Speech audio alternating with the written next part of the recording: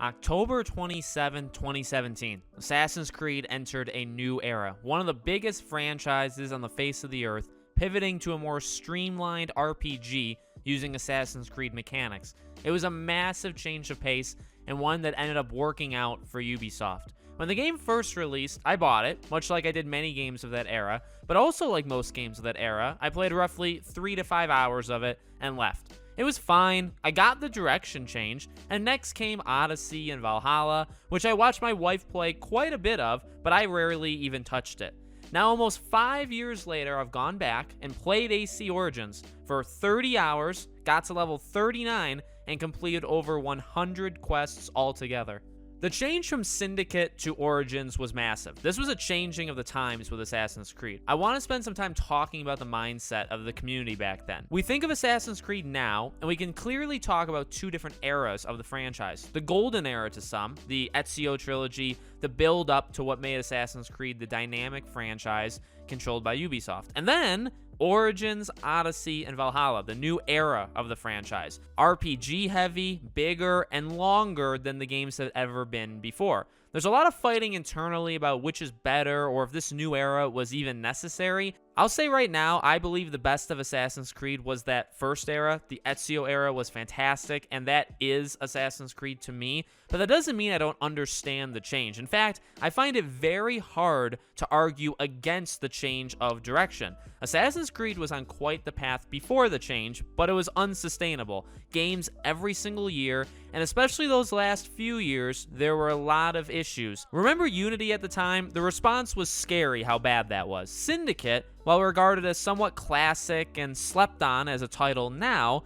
was the least talked about AC game I've ever seen. I remember that era, being on the internet, I had Twitter, I had all that stuff. There was nothing. It was scary how a franchise as big as Assassin's Creed could launch a game in Syndicate and have the silence that it did. So Ubisoft decided to do two different things after that. First, stop the yearly releases after doing it for so long. And two, really change the direction of the AC games. And to their credit, like it or hate it, it absolutely worked. Origins was received well, and it sold really well. And while people aren't as thrilled about where Odyssey and Valhalla are now and are questioning the change, it's undeniable that a change needed to happen at the time.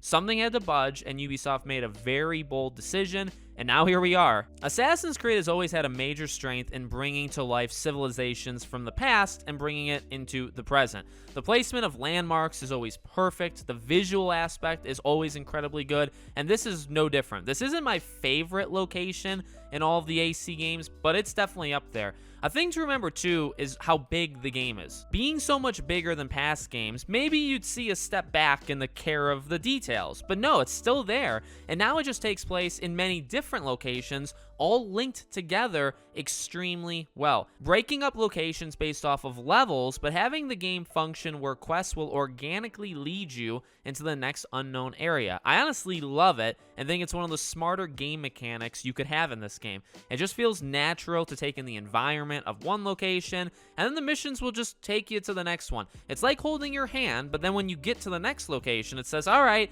now go explore, look at everything there is to see, and then start more missions when you're ready. And each of these unique locations are, well, they're unique, incredibly detailed, and they really feel like a different pocket of Egypt each time. I can see why in terms of setting, this is one of the favorites by fans. One of the massive changes to the Assassin's Creed formula was combat. The RPG elements of leveling up, swapping out weapons of higher value, upgrading weapons, etc. all came with it, but you'll be doing a lot of fighting in Assassin's Creed Origins. Now again, I'll always have a soft spot for the combat in the early AC game. While there was plenty wrong with the combat of one, like when enemies wouldn't attack you, one would attack, the next one would attack you like 5 minutes later, that stuff, it was still a great start, and it got progressively better as the games went on. So such a dramatic turn is not guaranteed to work here.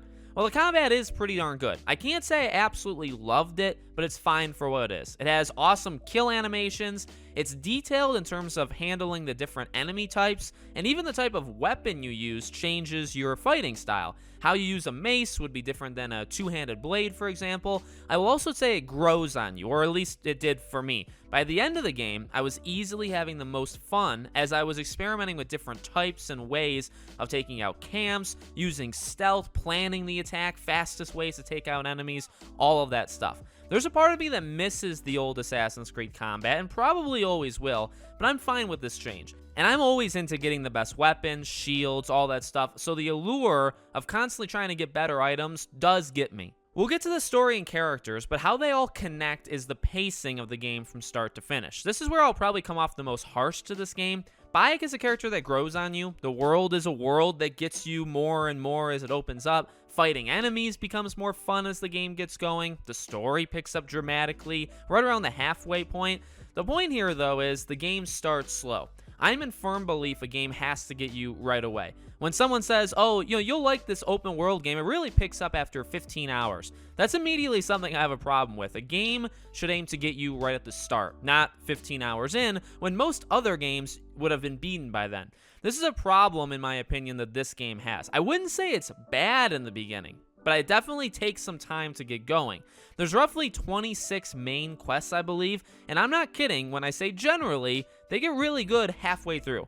They were very uneven in the first half. I wasn't really feeling Bayek much either until the story picked up, but as I've said, once things do open up, maybe 6 to 8 hours into the game, maybe slightly more, it becomes a dramatically better game. The story here is simple enough at the start, but quickly opens up in somewhat typical Assassin's Creed fashion, going after who you believe to be in charge, only to be introduced to a bigger world of corruption and bad guys needing to feel the end of your hidden blade. That's what this game does as well, and it does it pretty well. The first half of the story is more simple and introductory, keying you into who you'll be taking out and why, having you meet allies that Bayek has known a long time. As the game's story opens up, the quality improves with it. By the end of the game, I can confidently say the story is actually quite good. Again, not my favorite, but rock solid. Same with Bayek. He's got a lot of personality to him, and I think he's a very likable character. In fact, he comes across that way almost immediately, where you just can't help but like the guy. Again, with him, by the end of the game, I'd say I really liked him and his journey to avenge his son, and would absolutely take a follow-up game where you play as him again. Obviously, trying to one-up Ezio or even match Ezio is incredibly difficult and a quiet problem that Ubisoft has had since Revelations. They did very solid here. Side characters in the story are solid too. Cleopatra and what the game did with her I thought was very smart and worked perfectly with the history of historical figures and then tying them into our assassins' lives. Aya was awesome as well, a great partner for Bayek, and pretty darn fun to play too in the limited time they let you. I know I've been a little bit more vague here than in past parts of this video, and it's both a pro and con to this game. I'm not being too specific because I don't have any super complex thoughts about any of this. Solid characters, solid story, but in my opinion, nothing special and nothing I'll think about long after this game is over.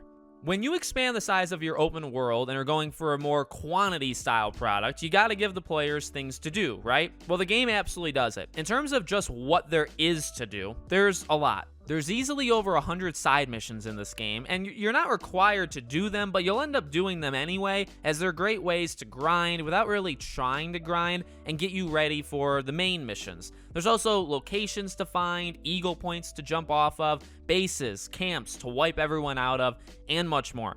It's hard to complain about the amount of things this game gives you, so I won't even do it. But what I do want to discuss next is the value of these side things. I'm an obsessive guy. It's a gift and a curse.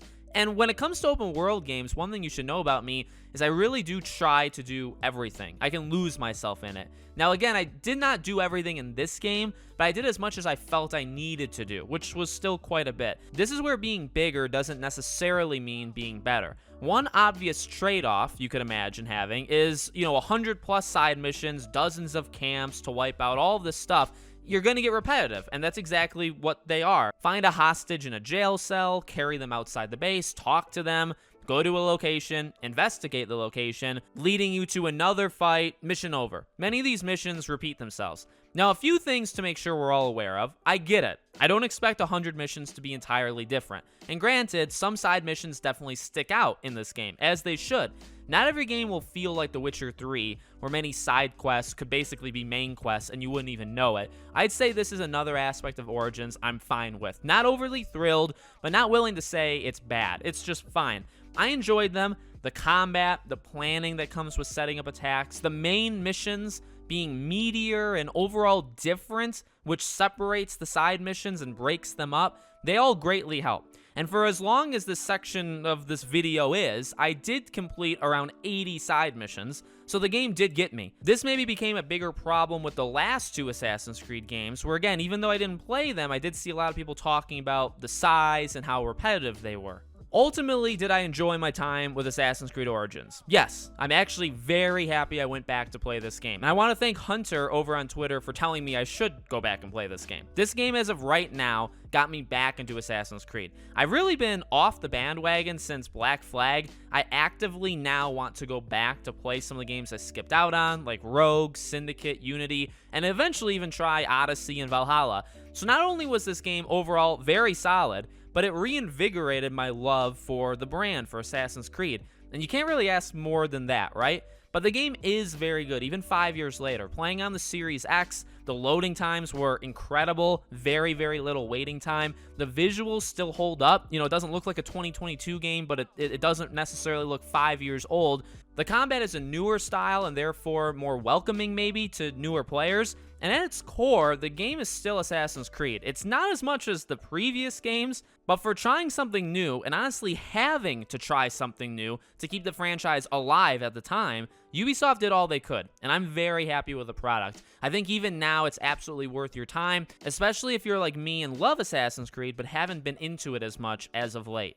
Well, guys, I want to thank you all so much for watching this video. This is probably the longest one of these essay videos I've made so far, so let me know what you think in the comments. Let me know any other games you want me to go back into. I got several more of these coming over the next couple of weeks, and I hope to see you guys there.